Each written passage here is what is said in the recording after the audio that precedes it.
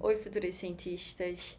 Eu sou Larissa Santa Cruz, engenheira, cientista de materiais, também CEO da empresa Soli Verde, e estou aqui um pouco para falar sobre a minha carreira, os principais desafios que eu tive durante a carreira sendo uma mulher, e para vocês entenderem um pouco da minha trajetória e talvez servir até de inspirações para algum de vocês, né? Então, eu sou Larissa Santa Cruz, tenho 30 anos, minha formação em engenharia de materiais, né? Mas também fiz uma pós-graduação, fiz um mestrado e um doutorado em ciência dos materiais. Como profissional, atuo principalmente hoje como CEO da empresa Soli Verde e também sou cientista e eletroquímica de baterias, né? Participei do Futuras por 5 anos, mais de 5 anos, lá desde o começo do Futuras. E foi muito gratificante para mim, né, esse processo que eu tive de colaborar com as futuras cientistas, porque a gente realmente muda vidas dentro do programa. Esse aqui é o meu LinkedIn, então se vocês quiserem entrar em contato ou, enfim, qualquer dúvida, vocês podem acessar. Eu vou estar inteiramente à disposição para tirar quaisquer dúvidas que vocês possam vir a ter e ajudar vocês nessa carreira, né, e nesse processo que vocês estão agora começando a se tornar profissionais excelentes. Então, um pouco da minha história, né? Eu iniciei minha graduação em Engenharia de Materiais em 2012. E aí, durante a graduação, eu tive a oportunidade de realizar a iniciação científica. A iniciação científica é uma categoria inicial, quando você está começando a carreira científica, né, que você recebe uma bolsa. Acho que agora deve estar em torno de R$ 400, algo assim, precisa consultar as tabelas de CNPq. É, e dentro desses projetos, né, que professores eles escrevem, conseguem essas bolsas, você consegue desenvolver pesquisas avançadas, né, no campo da ciência e da tecnologia, uma vez que a gente está geralmente dentro das universidades ou dentro dos institutos de pesquisa. Então, durante a iniciação científica, eu comecei meus trabalhos trabalhando com materiais aplicados para a indústria do petróleo. Passei 3 anos trabalhando com esses materiais. Esses materiais eram materiais utilizados para a extração de pré-sal, né? Então eram materiais altamente resistentes à corrosão por conta da região do pré-sal, né? Que precisa realmente de materiais muito resistentes. E esses materiais eles também eram soldados por um tipo de solda que se chama solda por fricção. É uma solda no estado sólido, em que a gente não funde o material para um se ligar ao outro, mas a gente promove ali uma energia mecânica dentro do sistema que promove uma deformação plástica no material e aí por fim eles soldam, como se a gente aquecesse um plástico e colasse em outro. É, mais ou menos um pouco da ideia, né? Então aquela ideia de você não funde, mas você amolece o material e funde um no outro. Essas soldas tinham muitos problemas de corrosão, então eu acabei passando esses 3 anos da faculdade estudando essas soldas. E aí, em 2017, eu finalizei a graduação, mas estava em um momento da minha carreira que eu estava muito insatisfeita com a questão da sustentabilidade, uma vez que eu estava trabalhando para a indústria do petróleo e a gente sabe todos os problemas que os derivados do petróleo hoje causam à natureza. Então eu estava ali em busca de uma solução mais sustentável. Foi quando, em 2017, também assim que eu finalizei a graduação, eu conheci a professora Giovana Machado, do CETENI, hoje coordenadora do Futuras, né? Foi a fundadora e hoje é a coordenadora do Futuras Cientistas. E aí eu iniciei meu mestrado em Ciência dos Materiais. Comecei meus estudos nas áreas de células solares sensibilizadas por corante. Essas células solares são as células solares de uma tecnologia um pouco mais avançada, né? Um pouco depois do surgimento das tecnologias que a gente vê nas casas, né? Então a gente às vezes passa por residências e vê aqueles painéis solares em cima. Aqueles painéis solares são painéis solares de silício ou monocristalino ou policristalino.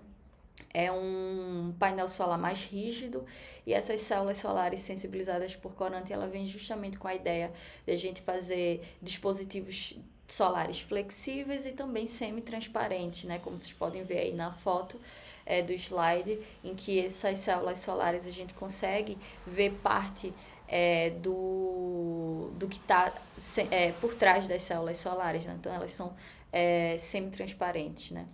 E essa propriedade é dada a depender do tipo de composição que a gente coloca, o tamanho das partículas que a gente utiliza para fazer esses materiais, e enfim, né? A gente consegue células no mercado mais avançado de células solares. Continuei meus trabalhos com eletroquímica, né? Como eu trabalhei com corrosão é uma área que os eletroquímicos estudam, eu continuei meus trabalhos com eletroquímica aplicada à caracterização dessas células solares. Então, entender como é que essas células solares se comportam, além dos processos de fabricação, que eu também realizava em laboratório, mas saber como obter as melhores respostas destes dispositivos para que a gente conseguisse obter mais informações e construir dispositivos mais eficientes, né, energeticamente. Então, ao final do meu mestrado, eu me considerei que eu me tornei uma cientista, né? Então, aprendi como seria o raciocínio de um cientista, o que o cientista está interessado em olhar. Claro, é uma evolução constante, a gente está sempre se desenvolvendo, mas ali eu pude dizer que eu já tinha me tornado uma cientista e dali para frente eu iria me aperfeiçoar. E ainda em busca, né, por sustentabilidade, eu resolvi mudar a minha área de atuação, apesar das células solares elas serem muito eficientes. Essas células específicas que a gente trabalhava, elas tinham uma composição um pouco tóxica, e eu comecei a me perguntar como fazer materiais com uma composição extremamente sustentável. Não só na questão de geração de energia, mas na responsabilidade de todos os materiais que eram construídos naquele dispositivo, né? Então, em 2019, iniciei meu doutorado em ciência dos materiais também. E também, né, mais uma vez, em busca da sustentabilidade, eu resolvi trabalhar com supercapacitores. Porque eu tinha uma ideia de desenvolver parte do capacitor com água do mar e algas marinhas. Aqui no Nordeste, a gente chama essas algas marinhas de sargaço. Então, desenvolvi um supercapacitor sustentável, né, à base de água do mar. Esse supercapacitor ele tem alguns componentes, tem os eletrodos e tem a parte líquida. A parte líquida dele, que a gente chama de eletrólito, foi onde eu me especializei, onde eu trabalhei também lá nos estudos que eu fiz na parte de células solares e também, mais uma vez, ainda na grande área da eletroquímica, né? Então, só um contexto geral do que são os supercapacitores, né? Supercapacitores são dispositivos que armazenam energia muito rápido, mas eles descarregam muito rápido também. Então, geralmente, esses dispositivos eles são aplicados para situações que necessitam de respostas rápidas elétricas, por exemplo, aceleração de um carro elétrico ou acionamento de portas de emergência em aviões. Então, existem algumas situações da nossa vida que a gente precisa de uma resposta muito rápida de energia, né? Então, os capacitores, supercapacitores, eles servem justamente para esse tipo de aplicação. Durante o meu doutorado, né, são 4 anos de doutorado em geral, então após 2 anos e meio do doutorado, eu fui contratada por uma empresa chamada a Dyson, né? Ela fabrica vacuum cleaners, que está aqui na imagem, né, para vocês verem, mas também eles são muito conhecidos pelos secadores de cabelo que eles utilizam. E essa empresa entrou em contato comigo para fazer um processo de contratação para que eu fosse trabalhar na parte líquida das baterias deles, das baterias de lítio, né? As baterias de lítio hoje são amplamente aplicadas no mercado. A maior parte dos dispositivos eletrônicos que a gente vê são feitos com baterias de lítio, né? Elas têm as propriedades de ser super leve e ter uma alta densidade de energia, né? Uma alta capacidade de ter energia dentro do dispositivo, que faz com que a gente fabrique baterias mais leves. Então, com essa proposta da Dyson, eu finalizei meu doutorado e fui trabalhar na Inglaterra. Aqui é o campus da Dyson, né? Vocês podem ver, é um campus bem legal, bem grande. O que eu achei mais interessante quando eu cheguei lá foi que o campus tinha academia, mesa de ping-pong, sinuca, e, enfim, vários espaços de lazer que a gente, durante o trabalho, poderia passar um tempo lá. Então, às vezes, a gente estava muito cansada do trabalho, assim, tinha usado... Porque enquanto cientista, né, meu cargo lá era o cientista de materiais, a gente utilizava muito a mente e às vezes a mente estava muito cansada, então a gente tinha esses espaços para desopilar um pouco e para ter momentos de lazer, né? Isso era muito interessante. Então, foi um dos períodos mais saudáveis que eu tive. Sempre ia para academia, porque dava um gás na hora de produzir resultado. O campus da Dyson, que eu trabalhei, fica na cidade de Malmesbury, na Inglaterra.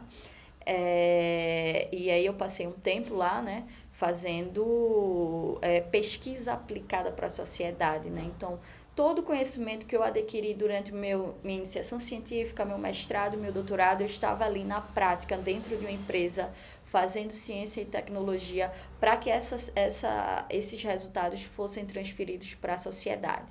Lá na Dyson, a gente trabalhava, o projeto que eu trabalhava era o projeto para baterias, justamente para serem acopladas a esse tipo de equipamento daqui, o vácuo cleaner, né? Esse vácuo cleaner ou aspirador de pó, é um aspirador de pó sem fio, então a gente produzia as baterias a fim de obter baterias mais leves, mais eficientes e que conseguisse agregar ali energia por um longo período de tempo, né? Foi um período realmente incrível para a minha vida profissional.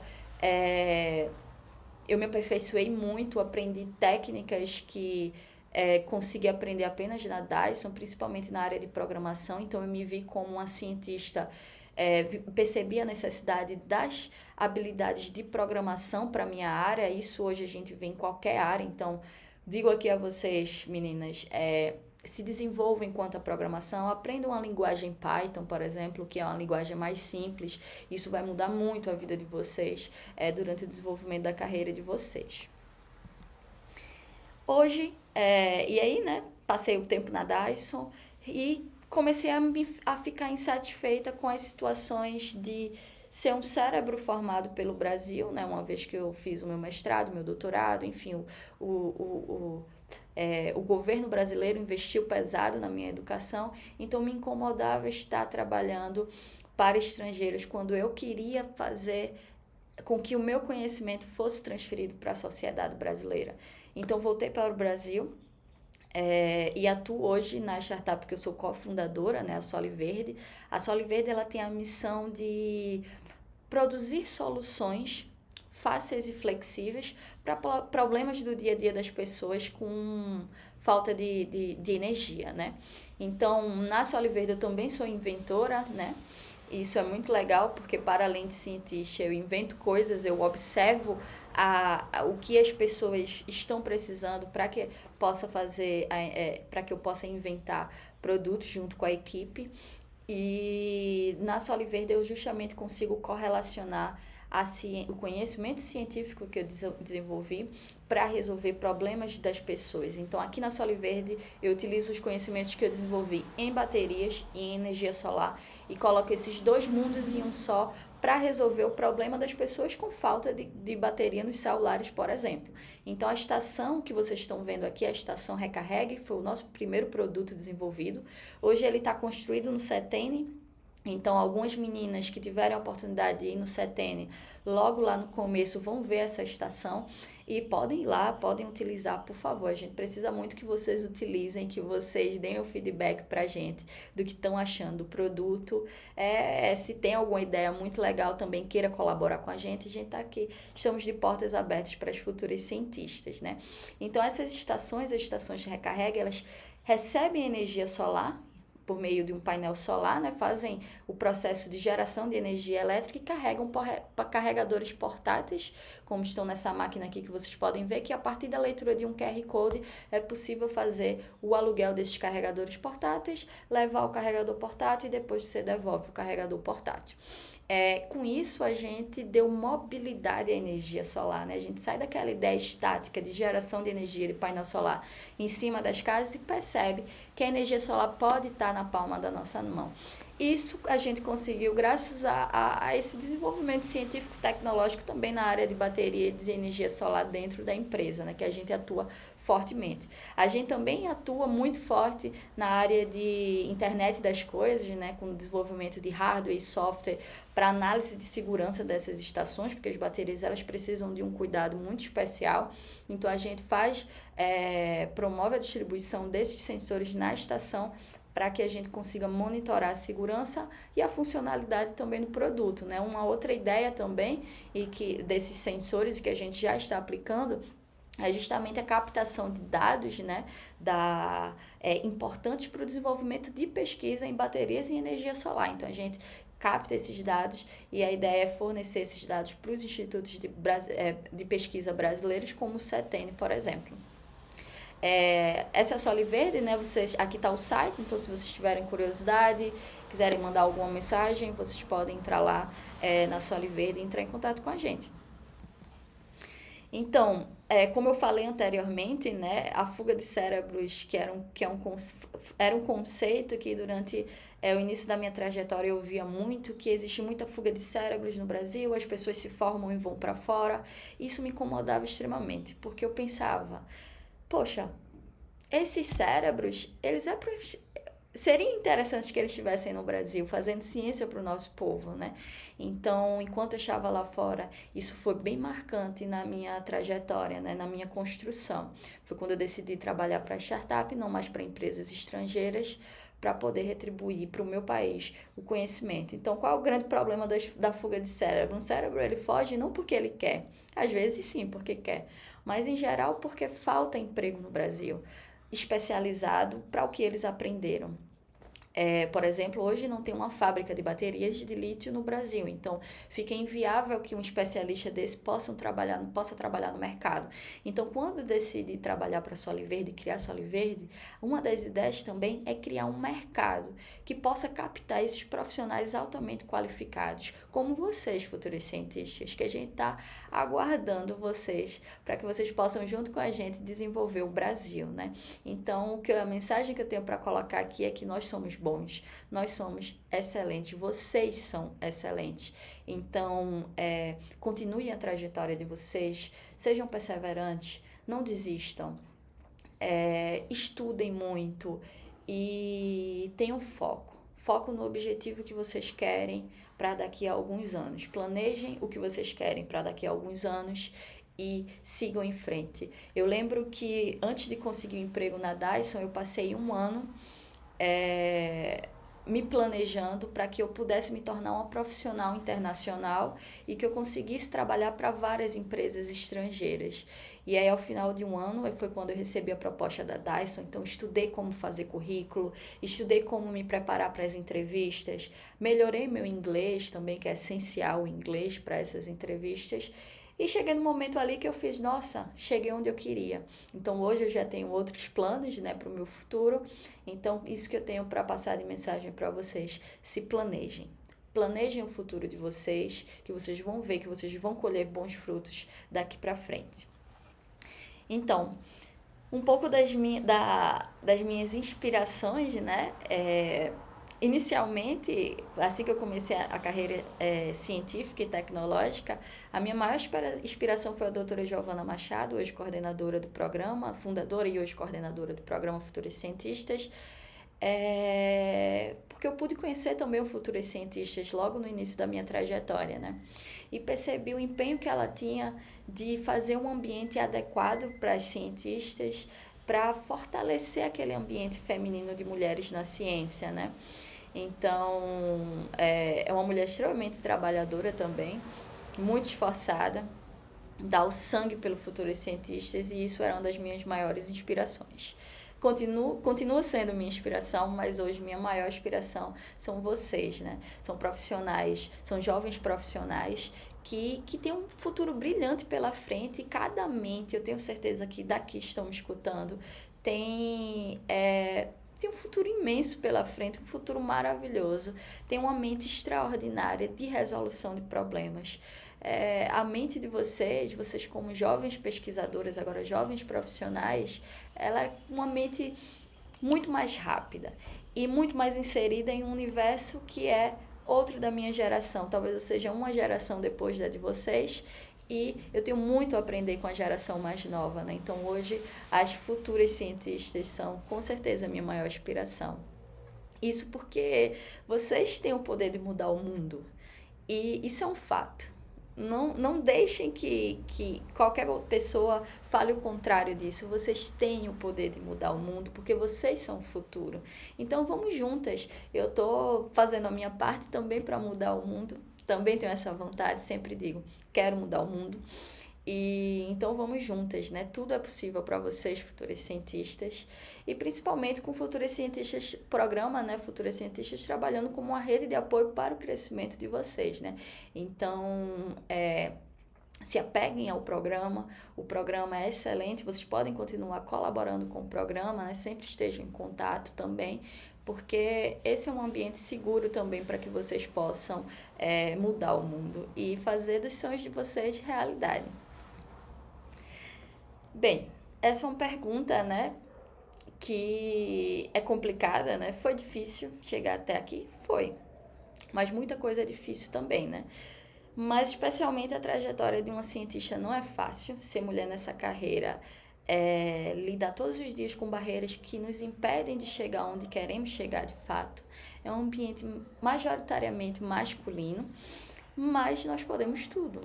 Então, apesar da dificuldade, eu diria que a dificuldade nos deixa até mais fortes. Então a gente vai aprendendo, aprendendo, aprendendo.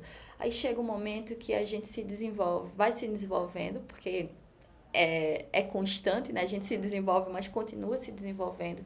E a gente vê que apesar da dificuldade foi possível. Então vocês podem mudar as coisas, vocês podem fazer o que quiserem.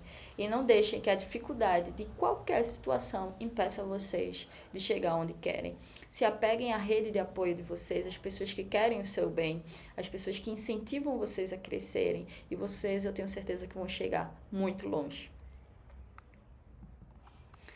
Bem, ainda nessa questão de se foi difícil, né? Eu nunca fui a melhor aluna da sala, tá? Isso eu gosto de falar sempre, porque quando eu entrei na faculdade, eu tinha a impressão de que os melhores alunos da sala, abre aspas, entre os melhores, né? Aqueles que tiravam notas mais altas, eles seriam os melhores profissionais e eu não conseguiria chegar num desenvolvimento profissional tão grande porque eles tiravam notas mais altas. E aí, com o tempo ali estudando e fazendo meu trabalho diário, de estudar um pouquinho cada dia, eu percebi que a perseverança era muito mais importante. Então, o foco de estudar todos os dias, o foco de se desenvolver gradualmente fala muito mais do que uma nota em sala de aula. Então, quanto a isso também, essa é a mensagem que eu queria passar. Não se abalem com nota. Levanta a cabeça, segue em frente e continue estudando. O que a gente tem que se preocupar se não atingiu um determinado limite, né, que vocês estavam estipulando ali de desempenho, continua estudando e continua se aperfeiçoando e não desiste. Quando a gente desiste de algo, a gente não consegue nem saber o que vinha depois. Só desista se sua decisão de fato for desistir com base em convicções, enfim, em argumentos que vocês mesmas tenham, né? Então, às vezes a gente, sei lá, inicia um curso e não quer o curso porque não se identifica, tá tudo bem desistir, mas não desistam pela dificuldade, porque isso vai torná-las mais fortes. Então, durante a minha trajetória, eu sempre segui a minha intuição e confiei em mim, e hoje eu estou aqui. Foi muito difícil confiar em mim, porque existem pessoas durante a trajetória da gente que dizem que a gente é o que a gente não é. Então, essa mensagem eu também queria passar para vocês. Nunca acreditem que vocês são menos do que vocês realmente são. Vocês são brilhantes. Não acreditem que vocês são menos do que isso. Então, confiem no potencial de vocês e sigam em frente, mesmo diante das dificuldades. Bem, vou falar agora um pouco sobre a minha profissão, né? A primeira delas, eu resolvi trazer duas, tanto a de cientista em eletroquímica de baterias, quanto a de CEO da empresa Soli Verde, né? Então, falando um pouquinho sobre a área de ser um cientista em eletroquímico de baterias, né? Esse profissional, ele geralmente procura entender os principais desafios que uma bateria apresenta e sugerindo mudanças para aumentar ali o seu desempenho, aumentar a segurança, enfim, né? Então, são resolvidos problemas como o aumento da capacidade de armazenamento, carregamento mais rápido, segurança e outras questões. Numa bateria, aqui está uma bateria de lítio, né, que é a bateria de celulares de vocês, elas têm alguns componentes principais, que nem aquelas pilhas de Daniel que a gente vê no ensino médio no segundo ano. É de forma bem similar. A gente tem um ânodo, a gente tem um cátodo e a gente tem um meio líquido ali entre eles, que é o eletrólito. Então, basicamente, bem no básico, essas baterias de lítio, elas são construídas de forma similar a uma pilha de Daniel.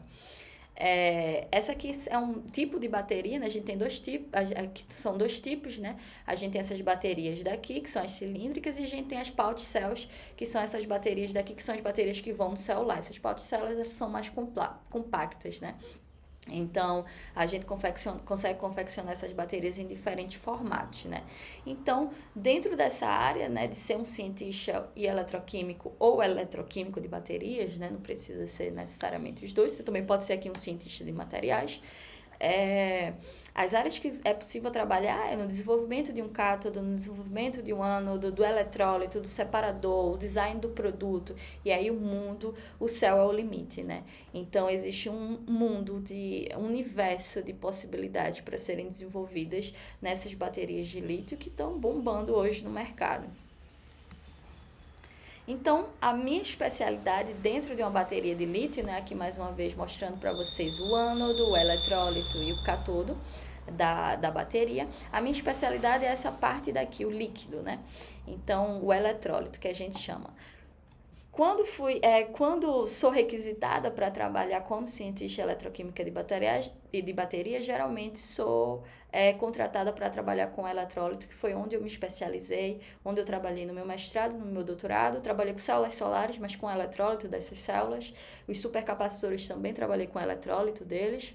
E na Dyson também trabalhei com eletrólito das baterias, então me especializei muito em eletrólito. Então, nessa área eu desenvolvo composições dos eletrólitos. Os eletrólitos são formados por 3 tipos principais de agentes que a gente coloca, né? Um sal, um solvente e um aditivo para aumentar a performance. E trabalho também aumentando as propriedades de transporte e eletroquímica desses eletrólitos para que a gente tenha um desempenho mais rápido da bateria, para que a gente consiga uma resposta mais rápida da bateria, né? Para que a gente consiga também armazenar mais energia dentro da bateria. Então, o eletrólito ele vai desempenhar um papel importante ali de estabilidade eletroquímica. Proponho composições mais sustentáveis também, como vocês sabem, né? A minha insatisfação com composições que não são sustentáveis, com materiais que não são sustentáveis. As baterias de lítio possuem uma composição extremamente tóxica. O eletrólito é bem tóxico, não abram baterias, elas têm risco de explosão e também os componentes internos são bem tóxicos, precisa de um ambiente seguro para ser manuseado. Então, proponho composições mais sustentáveis, a fim de a gente aumentar a sustentabilidade dessas baterias.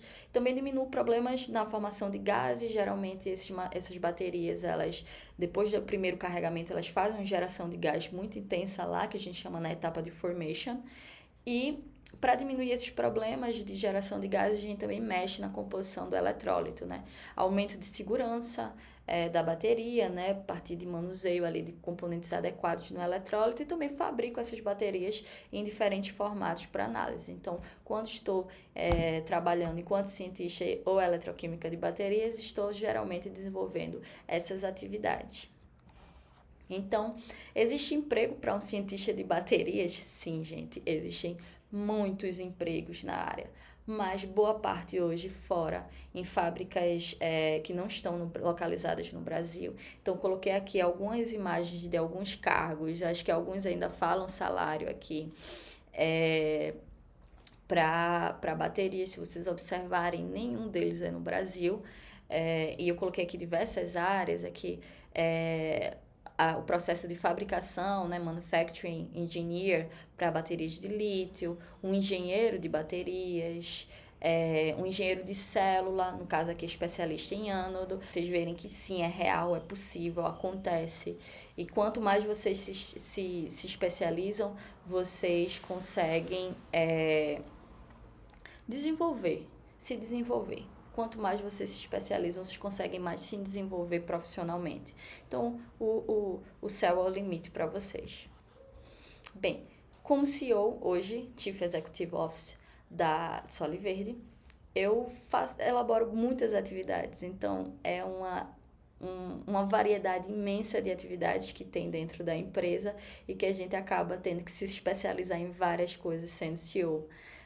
Então, gerencio, elaboro as estratégias da empresa junto com alguns colegas, lidero, tomo decisões, promovo inovação todos os dias, resolvo problemas, interpreto números, faço acontecer. E também gerencio tantas equipes e setores. E uma questão importante para um CEO que eu vejo é a constante evolução do conhecimento. Porque a gente passa a trabalhar com setores que a gente não é especialista, que a gente precisa se desenvolver um especialista para que a gente saiba dizer o que a gente quer. Então, um CEO ele precisa ter muita habilidade de liderança. Eu costumo dizer que a habilidade de liderança é uma das mais difíceis que existe. Porque você não lida mais só com a sua cabeça, você lida com a sua cabeça e com a cabeça do outro. E aí você precisa ter uma empatia muito grande, entender a situação, porque você quer que as pessoas juntas, elas cresçam junto com você, né? Então, você precisa ter esse papel de entender as dificuldades e promover soluções para aquelas dificuldades. Existem empregos na área de CEO? Bem, existem, mas em geral ela requer certa experiência no cargo, especialmente em empresas maiores, né? Então não é um cargo, é um cargo mais avançado que requer um tempo de preparação, então existe, se vocês tiverem interesse em se tornar um CEO, desenvolva as habilidades que um CEO precisa ter, e vocês têm muito tempo ainda aí para se aperfeiçoar, né? Para se tornar especialista. Não precisa se tornar especialista em ciência, né? Mas vocês podem se especializar em como fazer uma empresa acontecer, como administrar e como desenvolver os papéis de um CEO. Eu atuo como CEO na Soli Verde por ter sido cofundadora da startup, né?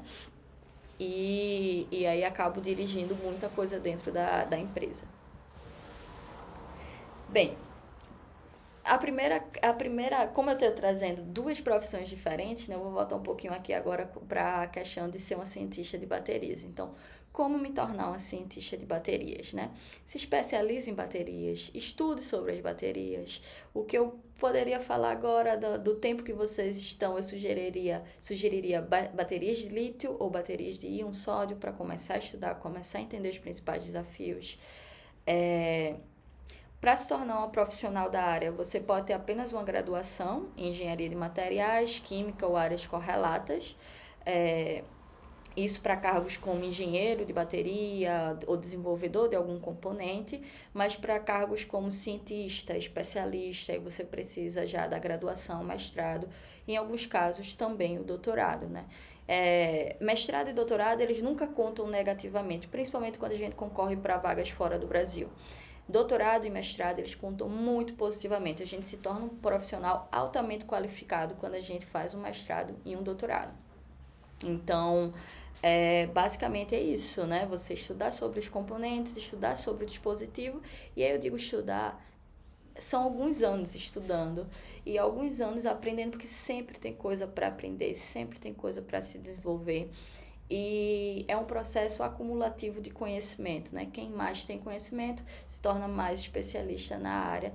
E para ter mais conhecimento não é sobre cérebro X, cérebro Y, que é diferenciado, mas sobre o empenho que cada um deu ali, e do tempo também. O tempo é um fator muito importante nessa equação para que a gente seja um especialista em alguma área. E como me tornar um CEO? Bem, o que eu poderia dizer é estude o que importa para a sua empresa. Ou para a empresa que você possa vir a ser contratada, entenda as áreas que ela desenvolve para que você entenda o que está sendo feito. Então, vocês precisam entender o que está sendo feito para que vocês possam propor soluções, possam resolver os problemas, né? e se torne um especialista como os outros especialistas que trabalham com você. Um CEO, ele acaba estudando muito, tendo que estudar muita coisa, entender muita coisa. Ele não vai fazer o trabalho de um especialista, mas ele precisa ao menos entender como a cabeça do especialista está funcionando, mais ou menos o que ele está dizendo ali para que ele possa ter uma tomada de decisão mais assertiva, né? E uma coisa muito importante que eu vejo para o CEO também é conversar com as pessoas, entender as pessoas. Saber se elas precisam de algo, saber o que elas precisam estudar também, ou não saber, mas identificar algo que elas precisam se aperfeiçoar para que você consiga auxiliar também, dando soluções àquela situação. Bem, ser uma mulher cientista e CEO, o que eu posso falar, né, enquanto uma mulher branca, na minha trajetória até aqui, o meu maior desafio para ser uma mulher cientista e CEO que eu precisei superar fui eu. Entender que eu sou boa, entender as barreiras do sistema para uma mulher na área. Claro que tem todas as barreiras do sistema, mas eu fui uma das maiores ali, porque eu precisava acreditar em quem eu era. Porque por mais que algumas outras situações estivessem dizendo o contrário, pessoas estivessem dizendo o contrário, você precisa estar muito consciente de quem você é para seguir e para saber o que está fazendo, porque nem todo mundo precisa concordar com o que você está fazendo, mas você precisa saber do que está fazendo, você precisa saber o caminho que você está querendo percorrer. Então, esse foi o meu maior desafio, né? Me superar, superar esses processos que a gente acaba tendo de não reconhecer quem a gente é, né?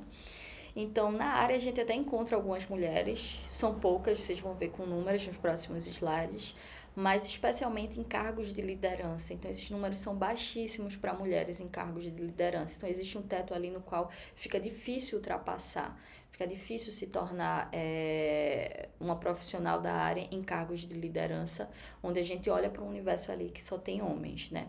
Então, seja uma mulher que levanta outras mulheres durante toda a trajetória da carreira de vocês.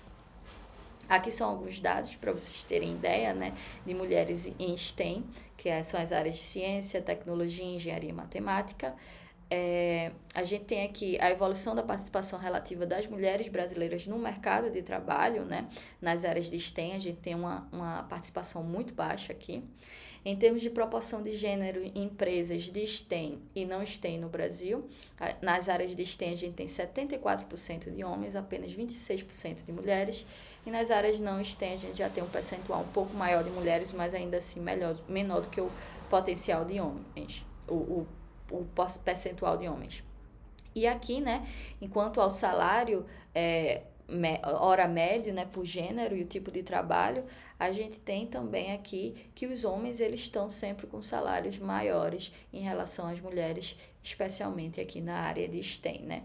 Então, existem algumas barreiras da carreira que impedem a gente de chegar onde pretendemos chegar por simplesmente ser mulheres. Atrelado a isso, vão existir inúmeras barreiras também, a depender da pessoa que esteja falando, né? Então, as considerações que eu estou falando aqui é enquanto uma mulher branca cis. Então, como diminuir as barreiras de uma mulher na área? Eu entendo que com muito trabalho nosso, somos nós quem vamos fazer acontecer. A gente não pode esperar que os outros façam, vão ser nós que vamos fazer. Então, identifiquemos as dificuldades, identifiquemos esses processos e que a gente tome ações efetivas e com muito trabalho, como, por exemplo, as iniciativas do programa Future Cientistas, né, que apoia mulheres e cria um ambiente seguro para o seu desenvolvimento, né? E questões também da gente reconhecer o trabalho de outras mulheres, criar redes de apoio de desenvolvimento, são ações muito importantes para que a gente consiga diminuir essas barreiras das mulheres na área. E o que eu queria dizer também é: se mostrem, apareçam, não tenham vergonha de mostrar quão inteligentes são. Então, às vezes, tem uma entrevista, a gente fica com vergonha de ser entrevistada. As pessoas querem ouvir o que a mente de vocês tem para dizer, então não tenham vergonha, confiem em quem vocês são e coloca a cara aí para poder aparecer. Vocês têm que aparecer porque vocês são o futuro. Aqui são algumas entrevistas, né, sobre presença feminina que eu participei em alguns anos atrás, então também já tive muita vergonha de falar. Às vezes estou falando, as pessoas falam, Larissa, você tem um jeito de falar, você fala com segurança, mas por dentro eu tô assim, meu Deus do céu, será que eu tô falando besteira? Ou, sabe, ficando nervosa, enfim. E, e é assim mesmo, então vai com medo mesmo. E eu sei que vocês vão ser profissionais extraordinárias. E é isso, gente. É, Esse é o meu contato, larissasantacruz.com, @gmail.com, meu LinkedIn, Larissa Santa Cruz, e o Instagram, Vanguardista da Ciência. Vocês podem entrar em contato e falar comigo. Agradeço ao Futuros Cientistas pela oportunidade de estar aqui falando com vocês. E pela oportunidade também de estar conversando com vocês, né? Espero receber muitas perguntas, estou aqui à disposição para ajudar vocês e obrigada.